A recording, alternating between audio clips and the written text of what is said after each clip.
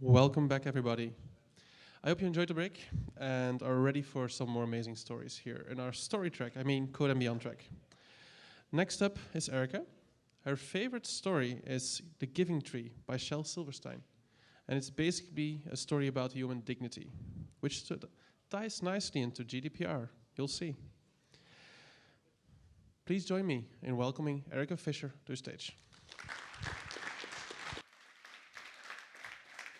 Hey everyone, my name is Erica, and I have the great privilege of being head of privacy at a company whose core mission is to make the world work more openly.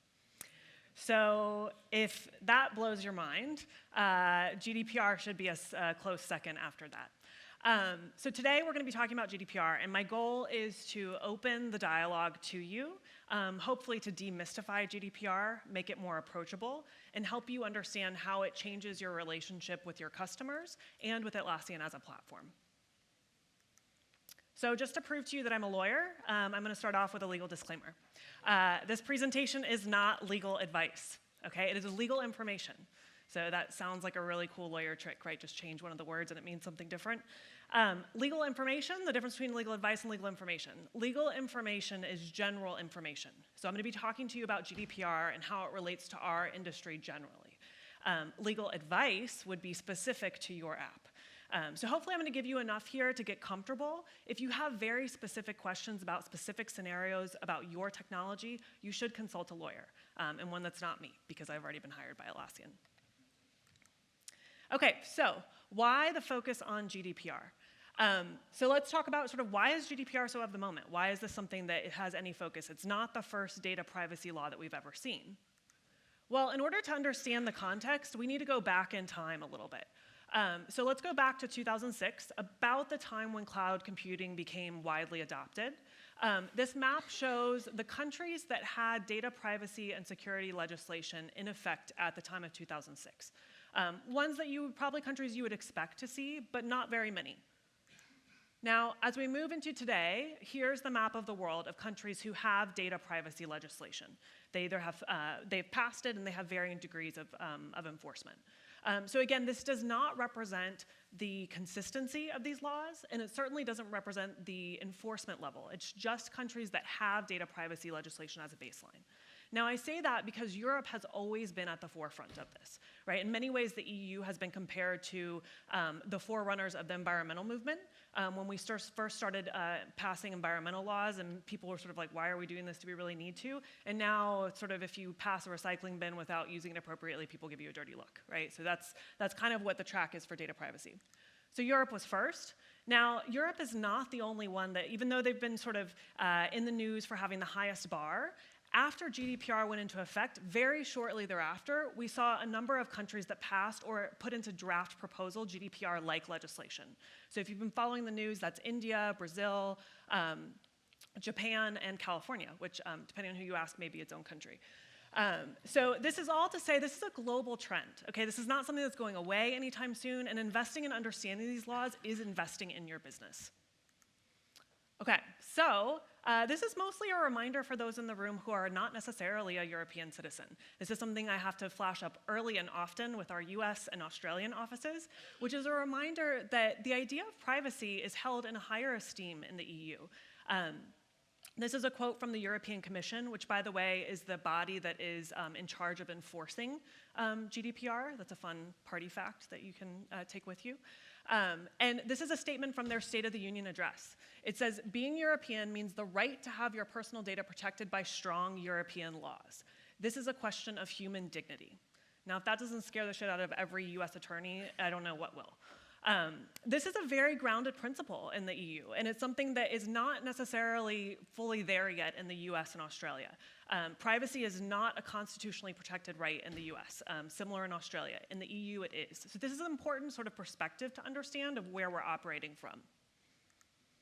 Okay, so what does GDPR change? It's not as though the EU and the European Economic Area didn't have data privacy laws before GDPR. They did.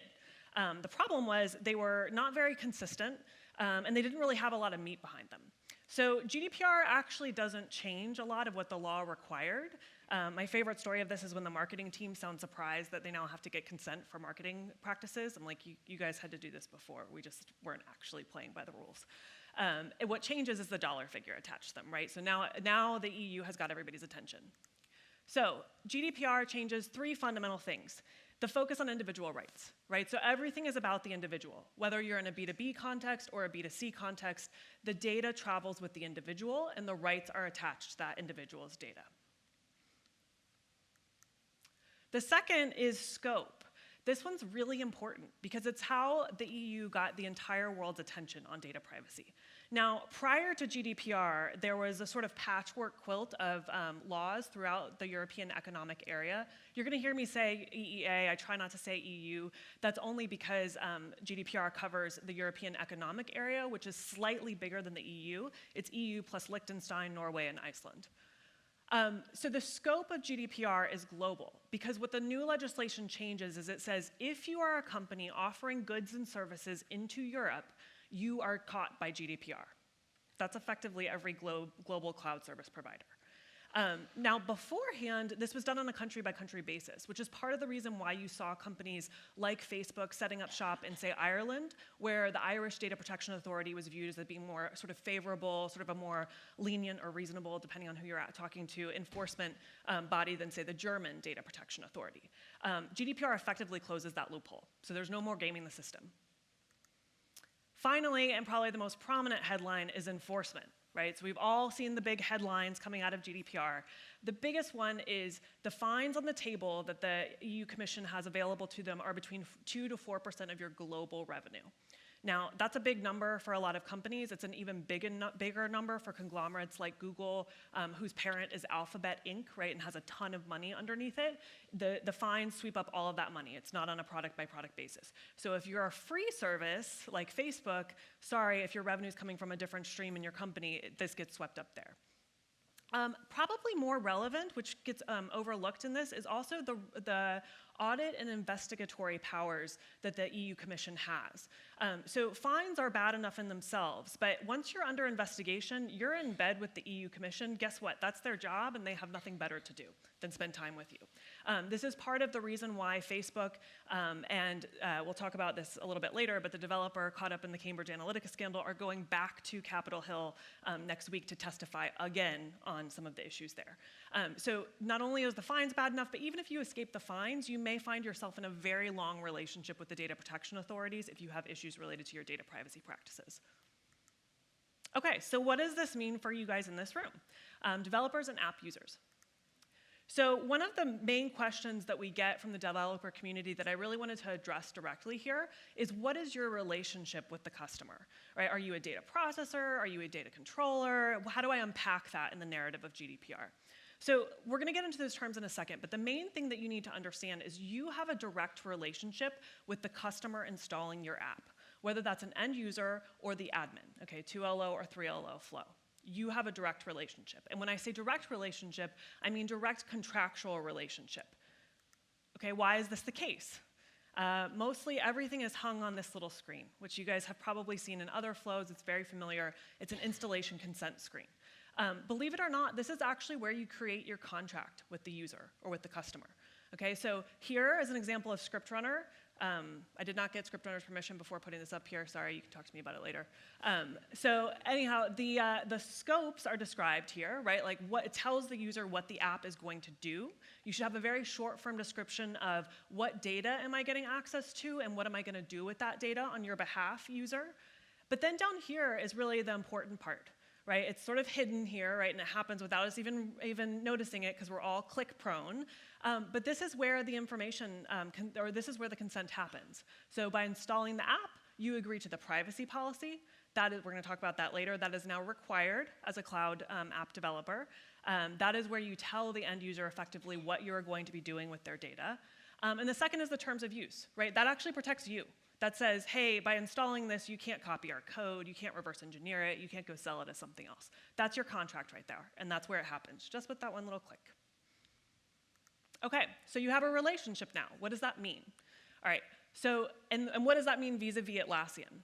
So to be very clear on this, Atlassian is neither a data controller nor a data processor in your relationship with the end user. We purely hand off the data as a mechanism of consent. We have a separate controller and processor relationship with the customer on our behalf. And I see some head shaking in the room. Please come to the fire pit discussion, and we're happy to address those questions later. This is your relationship with the end user. We pass the data as a conduit through our applications, okay? So when we throw up the consent screen, one of the things that we say in our contract with the customer end user is, when you install a third-party app, you are giving us permission, and we will remind you at that time, in accordance with what that app wants to do, to give the data over to that app. Once the data is over to you, you are responsible for it in either a controller or a processor position. We'll talk about that in a minute. This is just a reminder that this can be in either a B2C environment or a B2B environment, right? So you may have an end user individual who you have the relationship, or you may have a broader customer, depending on whether the admin has authorized end users to install apps on behalf of the company. Okay, so am I a data processor or a data controller? The answer is you're probably both. Okay, so just a quick summary here, trying to boil this down, a complicated legal concept in as sort of simple terms as possible. Where you are a data processor, you are using the data that the end user provides you to provide the service, okay? So if you, for example, are Tempo and you have timesheets, you are using that data to provide information back, reflect information back to the end user about certain projects and the timesheets related to them. Where are you a data controller? You're a data controller where that personal data is used for things related to the service. Okay, so what's the difference there? Well, things related to the service may be marketing, they may be billing. If either of those fall down, the service does not cease to exist in the strictest form. Okay, so that's where you separate those two things. Why is that the case? Well, because as a data processor, you have a smaller subset of obligations under GDPR than you do as a data controller. So that means that if a user asks you, say, for example, to delete their data, you may need to do so as a processor because you're no longer providing a service to them. They have effectively terminated their contract with you.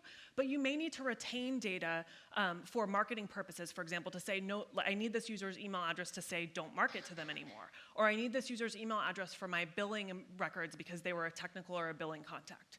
GDPR allows for that, but they say in those cases you're a data controller, which means you have additional security and confidentiality obligations if you choose to retain that data in perpetuity afterwards. Okay, so breaking down that concept, and that was like a very quick overview of sort of the players in GDPR, what do you prioritize? So you're a company, probably most of the people in this room, 50 to 100 people in your company. You have limited resources and time. Let's be realistic, GDPR is not the thing that's making you money. So you wanna be sort of smart and tactical about how you address GDPR. It's sort of like we're all on the information highway together now. There are rules of the road, but certain rules apply more to others depending on what context you're in. So you want to understand the rules that apply to you the most and that are most important. The way I would break this down is prioritize your public-facing practices. These are the things that are easy for customers and regulators to spot, right? So like if you have a customer that is particularly sensitive to these things, or you have a regulator with a lot of time on their hands, you want to prioritize the things that by visiting their website or engaging with your products are easy to see that you're out of compliance. Once you have those nailed down, then you're going to move to your internal practices. These are things that really are only visible upon audit or investigation, so you have a little bit more air cover, right? If you have your external things right, then your internal things aren't going to be as apparent. The way I describe this to our teams, it's sort of like if someone drives by your house, you want all the lights to be on. You may not be ready to have people over for dinner or have them come inside the house. You can get to that later, but you at least want it to look like somebody is living there.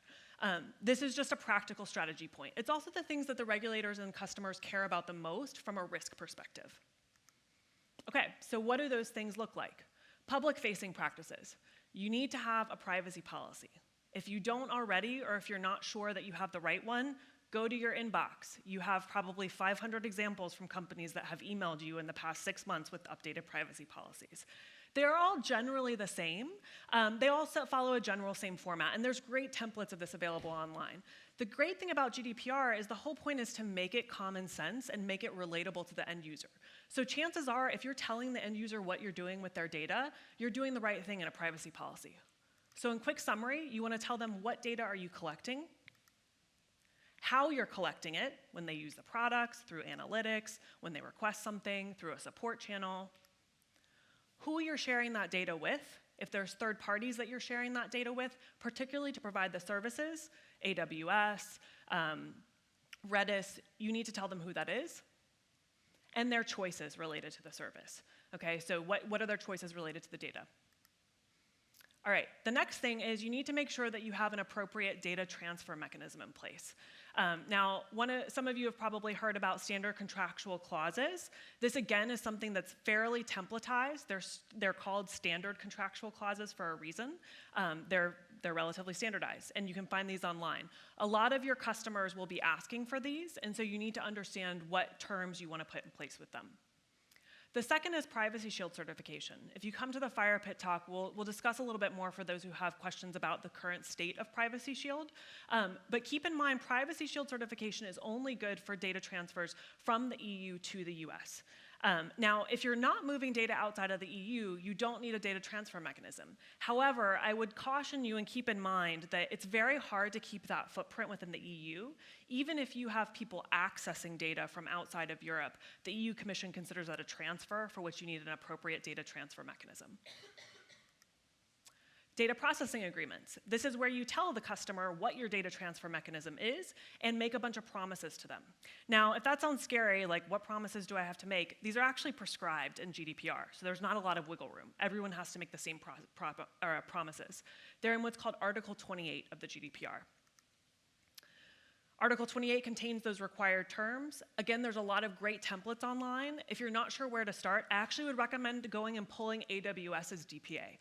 Basically, if you promise what AWS promises, which is pretty reasonable, you're going to be in good shape. Customer DPAs, so this is something that you need to be able to offer to your customer. This is available through a lot of websites. You can sort of go and at Atlassian, we have this process on our website. Other AWS has their process on their website. But the other party that you need to be able to get DPAs from are your sub-processors or your vendors that you engage. So anyone that's providing the service to you directly, if you're handing them off personal data, you need a DPA in place from them. Marketing consents. This is something that's really easy to spot if it's wrong. Okay, so that's, again, these public-facing practices focusing on regulator and customer-facing. You need an opt-in consent before you email people. What this means in GDPR world is a standalone consent with a checkbox. Now, if you're not sure how to do that, follow the lead of a lot of other companies, which is you have to email your end users and say, is it okay for me to continue sending you this content?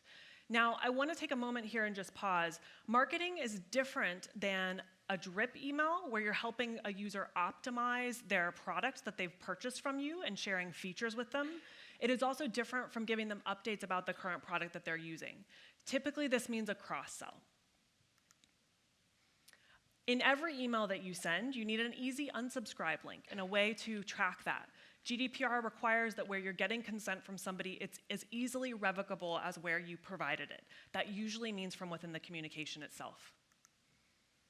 And finally, if you have a website, you need a cookie banner. This can be as simple as pointing somebody to their browser settings, but I think you should all be very familiar with this. For those of you in the room who are not from the EU but are visiting here, you now are very familiar with it after spending a few days in Europe and being online. Okay, internal practices. Data inventory. This is required by Article 30 of GDPR. This is basically a list. There's an Excel spreadsheet format online from the CNIL, which is the French Data Protection Authority. This gives you a sense of how advanced regulators are, that they're still using Excel spreadsheets to track data. But it gives you a great starting point. There's also SaaS tools available if you're interested in spending money on this. But basically, you need to start to catalog what personal data you have, where it's stored, who has access to it, and how you're using it. Now, these internal practices, let me just caveat and say that don't let perfect be the enemy of good. It can be overwhelming to get some of these things in place, and I can tell you right now there are many very large companies that are still working on getting these fully complete, and it will be an ongoing process. But start somewhere so that you have something to show in the event that you have an investigation or an audit. Data security. What does GDPR require?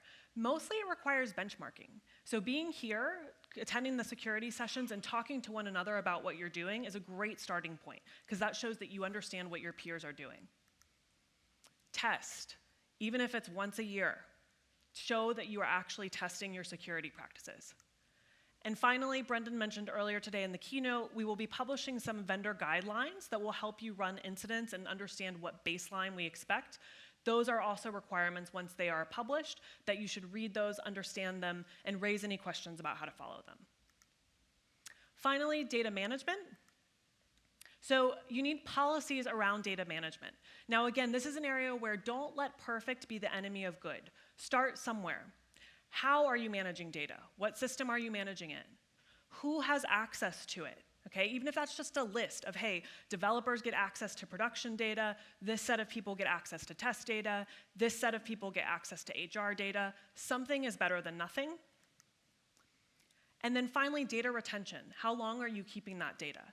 The policy here actually doesn't matter. I get a lot of questions here. What's reasonable? How long should it be kept? As long as it's tied to some rule of reason, you're pretty good as long as you have a policy and it's not we keep data indefinitely.